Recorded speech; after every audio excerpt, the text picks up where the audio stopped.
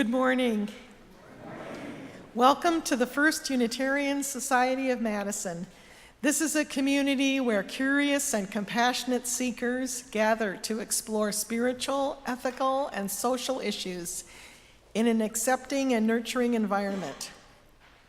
Unitarian Universalism calls us to work toward equity, love, and justice in our congregations and in the world. My name is Elizabeth Barrett, and on behalf of the congregation, I would like to extend a special welcome to visitors. We are a welcoming congregation, so whoever you are and wherever you are on your life's journey, we celebrate your presence among us.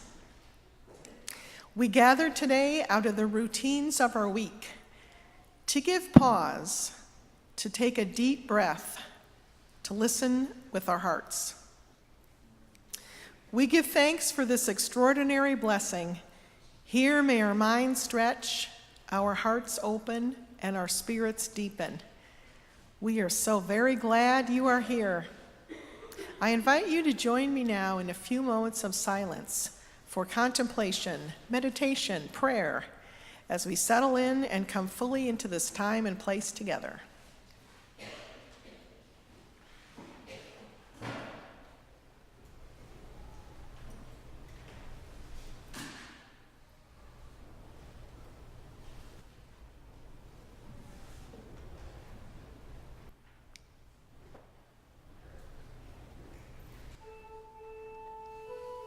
Please rise in all the ways we do for our ingathering hymn, number 67.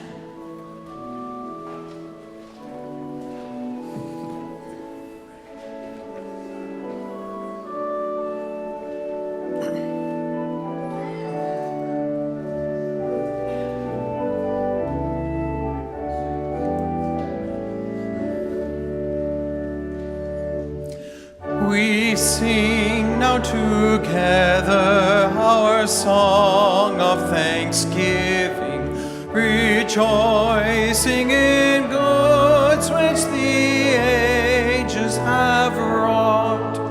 For life that enfolds us and helps and heals and holds us and leads beyond the goals which our forebears once sought. We sing of the freedoms which martyrs and heroes have won by their labor, their sorrow, their pain, the oppressed befriending, our ampler hopes defending. Their death becomes a triumph, they died not in vain. We sing of the prophets, the teachers, teachers, the dreamers, designers, creators, and workers and seers, our own lives expanding, our gratitude commanding.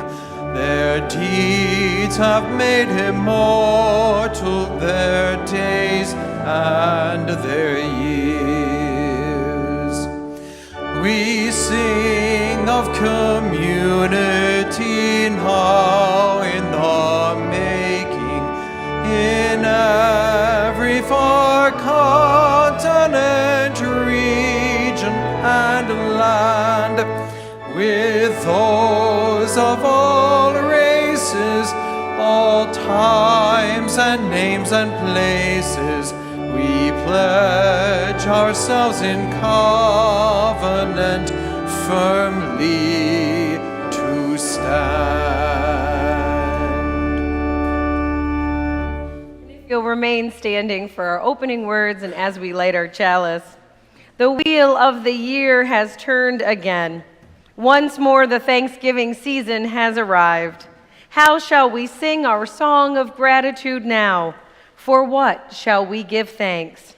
For this moment, for friends near and far, for our breath, for love, courage, and clarity, for strength, delight, laughter, for beauty, for the tables round which we gather, for the food we enjoy seasoned with love and memory, for the sun and moon and stars, for the trees who have seen so much and still stand proud, stretching themselves to the sky, for the bright voices of children, for the wisdom of elders, for actions that bless the world, for hard work that makes a difference, for music and art and celebration, generosity, compassion, endurance, for joy, for hope. For all these things, we give thanks as we join in worship together. And if you will join in the words of affirmation printed in your order of service as we light our chalice. We light our chalice as a symbol of gratitude as we celebrate the abundance of our lives together. In this sanctuary, we harvest bushels of strength for one another and offer our crop with the hands of compassion and generosity. In the authentic and gentle manner of our connections, we cultivate a simple sweetness to brighten our spirits. May we be grateful for the ways we nourish and uplift each other, for it is the sharing of this hallowed time together that sustains us. And if you will take a moment now to turn and greet those around you.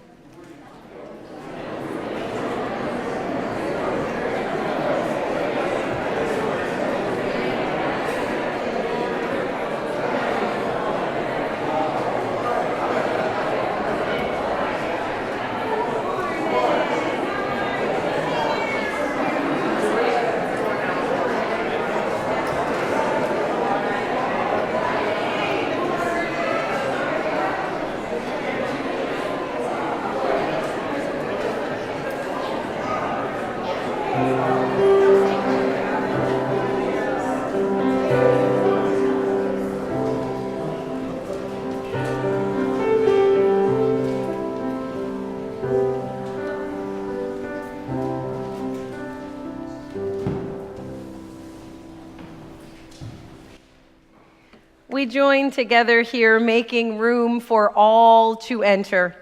Into this time and place, we bring with us all the moments of our lives, all those things living within us, the pieces that bring us joy and those that break our hearts. We gather in the spirit of acceptance and support to share these moments with one another. So we would like to invite you to come to the front of the auditorium, light a candle, using the microphone provided by Dorrit. Share your sorrow or your joy with us. You may also wordlessly light a candle, and if you cannot come to the front for any reason, raise your hand and Dorit will bring the microphone to you. We now open this time of sharing and of care.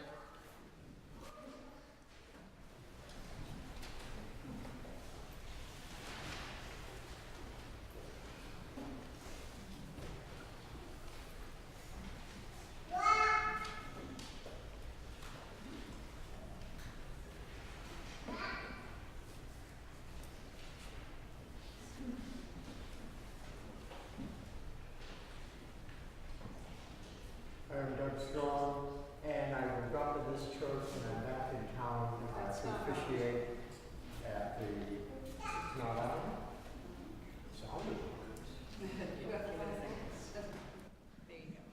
Hi, I'm Doug Strong. I grew up in this church, and I'm back in town to officiate at the memorial service for my nephew, and it was yesterday. He died of early stage Alzheimer's, and it's nice to be back in this community again.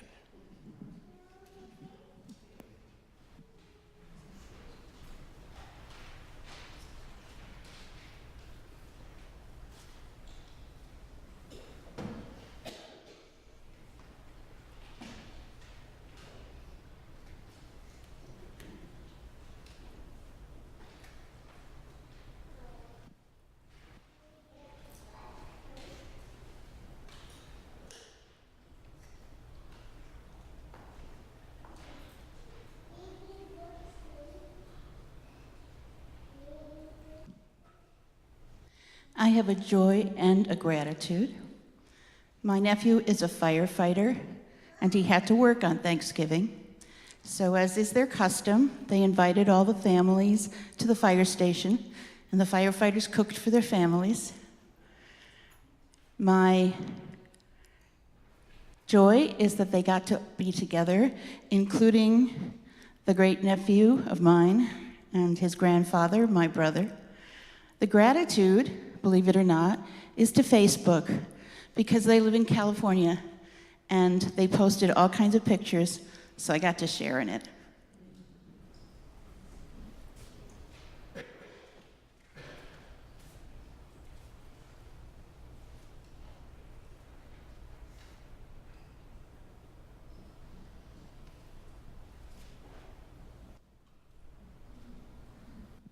I light this candle for concern for my younger sister. She's ill and losing weight, and just wish her well.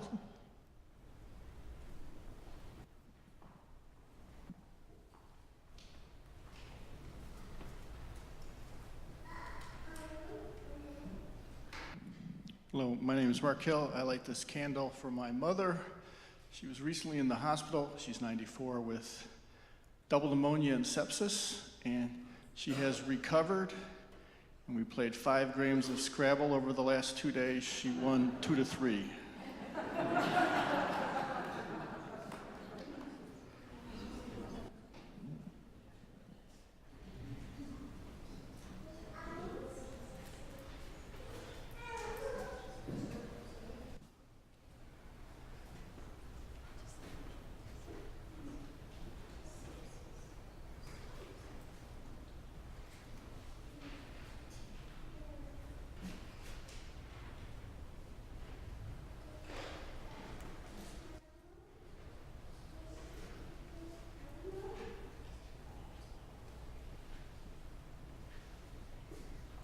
If you will light one last candle for all those joys and sorrows that live within our hearts.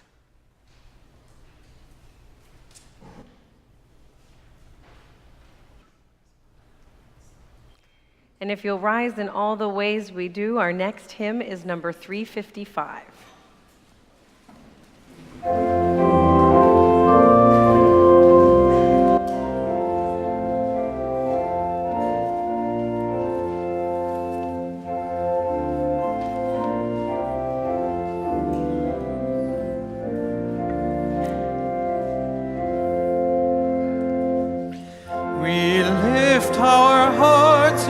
Thanks today for all the gifts of life, and first for peace that turns away the enmities of strife,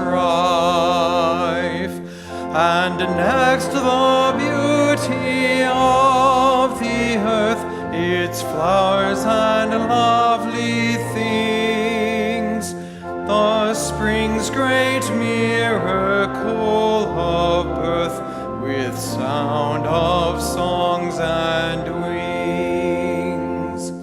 Then harvests of its teeming soil, in orchard, croft, and field, but more the service and the toil of those who helped them yield, and most the gifts of hope and love, of wisdom, truth, and right, the gifts that shine like stars above, to chart the world by night.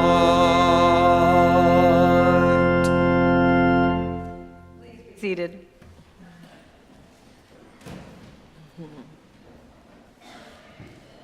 Our story of Thanksgiving today is one called The Thanksgiving Door. It was Thanksgiving Day, and Ed and Ann were home alone. They were preparing their Thanksgiving dinner when something terrible happened. Ann burned the dinner. Ann felt awful that she had ruined Thanksgiving and decided to just pretend that it was any other day and go and do her ironing. But Ed was hungry. "Let's go see if that new restaurant down the street is open," he said. "Oh, all right," said Ann, "but it won't be the same." The door to the New World Cafe was open. "Hooray," said Ed. He quickly hung up their coats. Ann said, "Is this a Thanksgiving decoration? Looks like a pilgrim, but who's the dancing man with the beard?" "I'm not sure we should be here, Ed." "Nonsense," replied Ed. "The door was open." Many unhappy eyes peered through the kitchen door. "This is horrible," Leon whispered. "Who left the front door open? We can't have customers today. Our party will be ruined." "Let's get rid of them," said Tatiana. "I'll bang these pots together. The noise will scare them away." Grandmother had heard all that she could bear. She dropped her peeled potato into the pot and said, "Enough. In the old country, we bang pots at wolves, not hungry people. Today is Thanksgiving Day. Our family cooks a turkey as big as a doghouse, but we don't share? Bah!" She shook her head. "Grandmother is right," said Olga. "Go and get some chairs." Olga showed Ann and Ed to the best seats at the table. Aunt Sophia brought 2 more table settings. Grandmother said, "Happy Thanksgiving. Welcome, welcome. We are glad that you are here." And that is how Ann and Ed found themselves as the guests of honor as this family celebrated their first Thanksgiving in the New World Cafe. After dinner, Ed asked for a check, but everyone pretended not to understand him. "No, no, no, we will dance now. Please stay." Ann and Ed had never heard of a family dancing on Thanksgiving. But they were having such a good time, they just said yes. Ed followed the men upstairs to help move tables out of the way. Ann stayed with the women and got to hold the new baby Sonia. Uncle Carl struck up the band and the young dancers got things started. Soon, everyone joined in. Even Ed, who had never danced a lick in his life, kicked up his heels. Ann loved to dance. She knew all of the steps. She taught everyone the conga. In no time at all, they were dancing in one huge conga line. It was really late when Ann and Ed said their goodbyes. Grandmother gave Ann a table decoration. Papa and Ed traded hats. Anne gave her telephone number to Sonia's mother just in case she ever needed a babysitter. They all said thank you for making this such a very special Thanksgiving. When it was time to lock up the cafe, Papa could not get the front door to close. When he looked down, he found a raw potato jammed under the door. "How did that thing get there?" he asked. In the old country, the Thanksgiving door is like the happy heart, opened up big and wide, welcome to all who want to enter. The potato is good for that, grandmother said. "You're right," was all Papa said. When they got home, Anne lit the candle from the cafe and made tea. "What are you most thankful for on this wonderful Thanksgiving?" she asked. Ed thought. Many things crossed his mind, but what was he most thankful for? "Well," he said, "I guess I would have to say, my dear, that I am most thankful that you burned our dinner." "Oh, Ed," she said, "me too."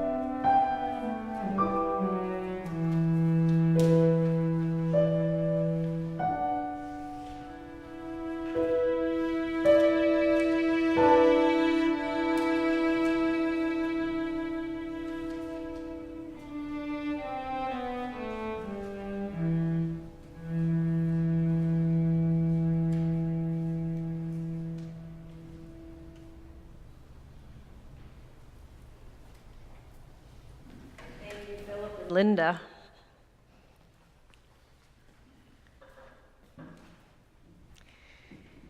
In the spirit of this Thanksgiving season, I offer you this poem from Billy Collins.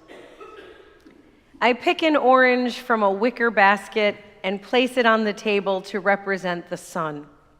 Then down at the other end, a blue and white marble becomes the earth, and nearby I lay the little moon of an aspirin.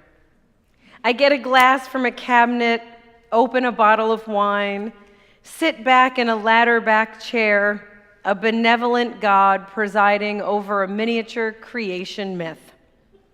And I begin to sing a homemade canticle of thanks for this perfect little arrangement, for not making the earth too hot or cold, not making it spin too fast or slow, so that the grove of orange trees and the owl become possible, not to mention the rolling wave, the play of clouds, geese in flight, and the Z of lightning on a dark lake. Then I fill my glass again and give thanks for the trout, the oak, and the yellow feather, singing the room full of shadows as sun and earth and moon circle one another in their impeccable orbits, and I get more and more cockeyed with gratitude.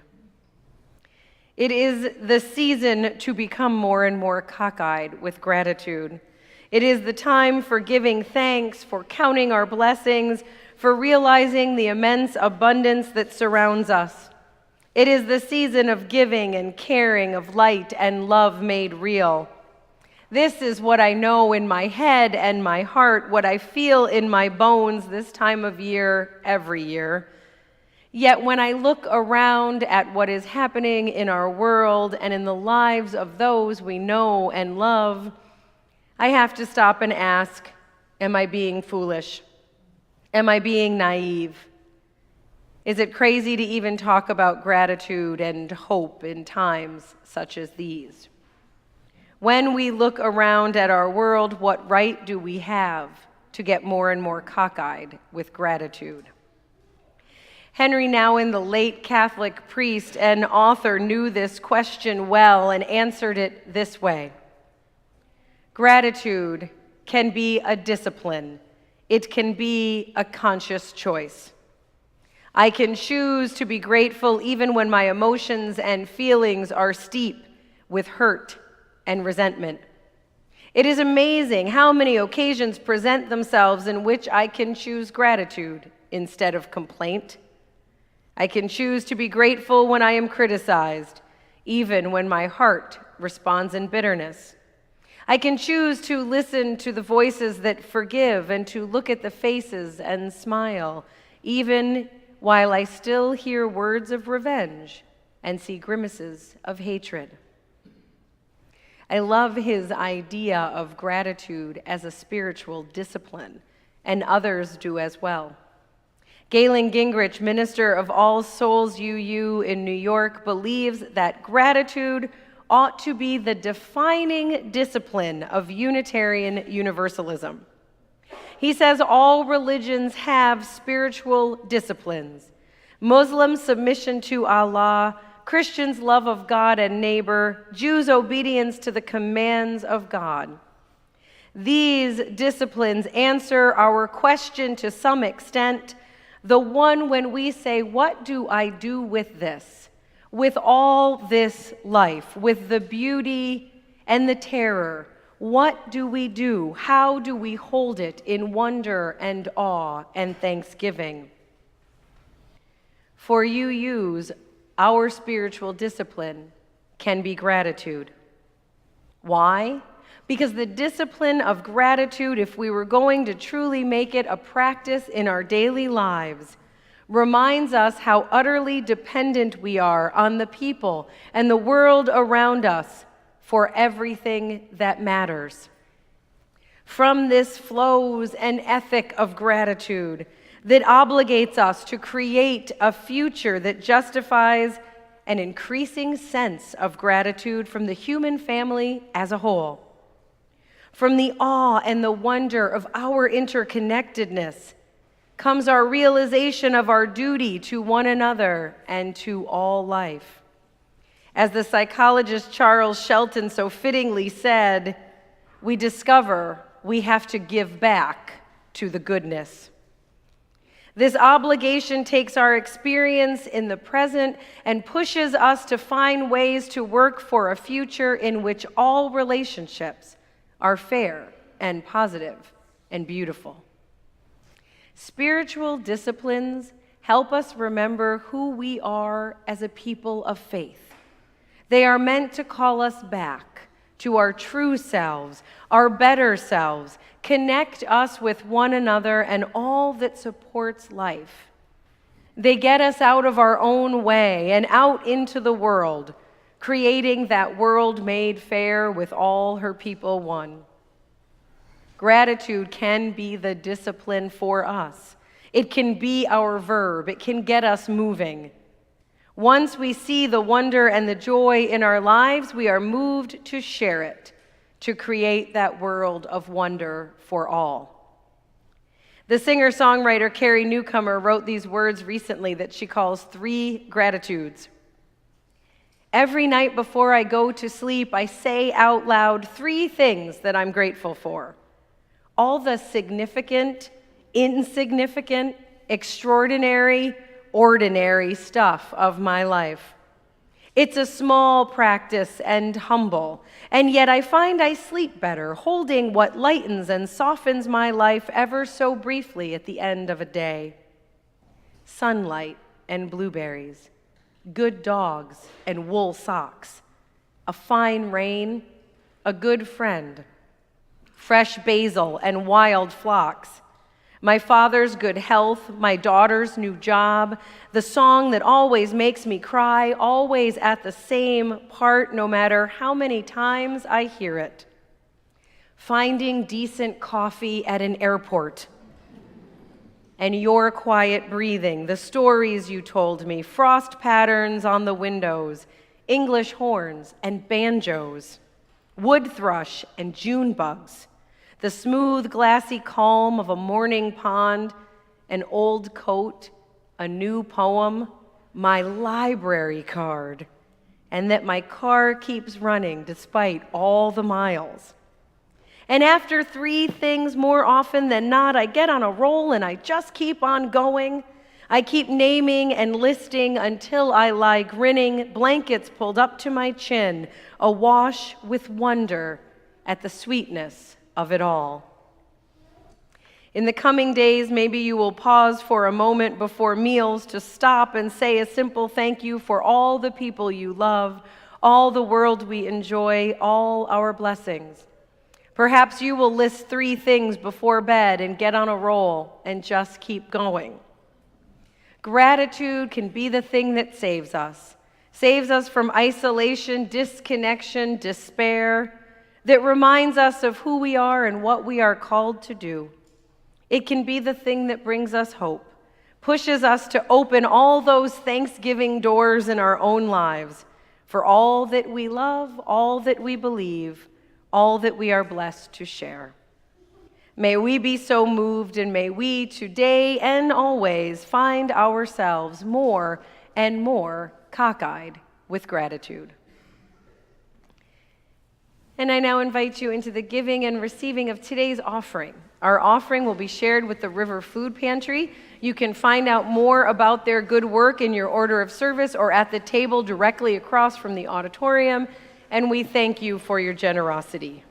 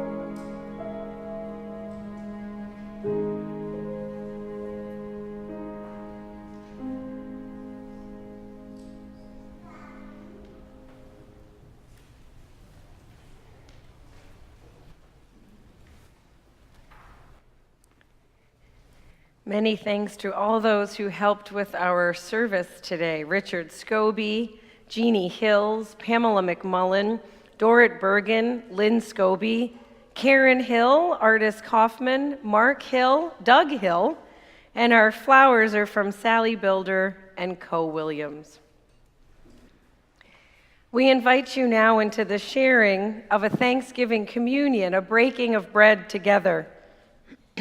Seeds scattered on fertile ground are warmed by the sun and fed by the soil.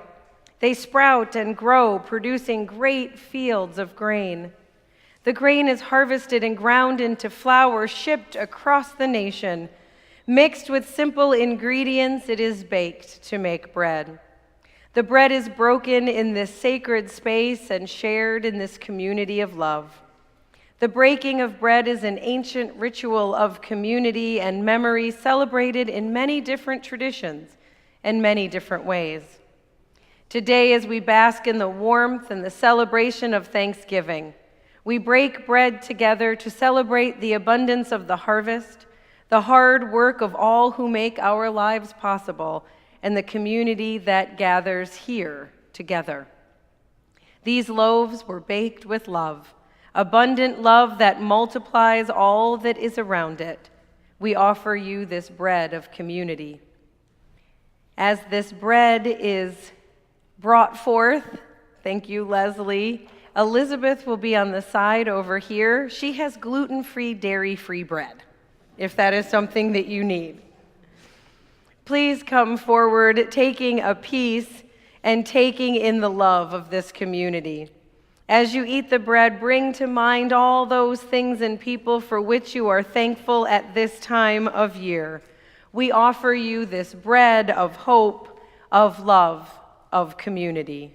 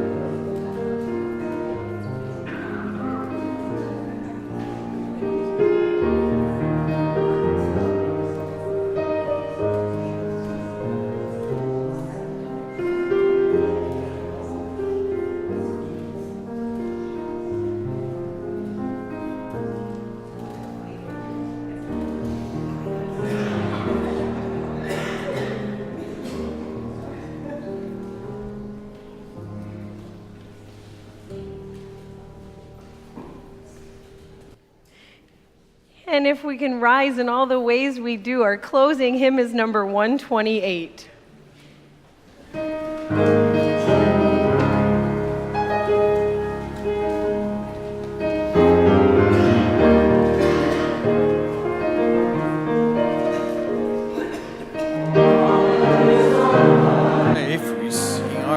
And praise, for all life is a gift which we are called to use to build the common good and make our own days glad.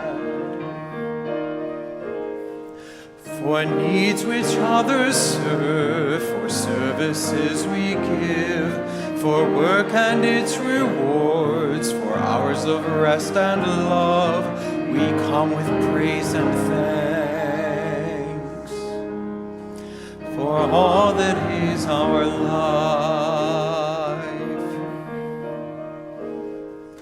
For sorrow we must bear, for failures, pain, and loss, for each new thing we learn, for fearful hours that pass, we come with praise and thanks for all that is our life. For all that is our life, we sing our thanks and praise. For all life is a gift which we are called to use to build the common good and make our own days glad. What can we do before the seeming indifference of the universe? We can remind ourselves of the many graces of the world, the steadiness of the churning earth beneath our feet, the happy meeting of new friends when we least expect them, the kindness of strangers when we are low, the love of those who stay with us in all seasons. We live in the grace of the world. May we be grateful. We extinguish our chalice flame, but not the light of love, the warmth of community, or the fire of justice. These live within us until we gather again. Blessed be, go in peace, and please be seated for the postlude.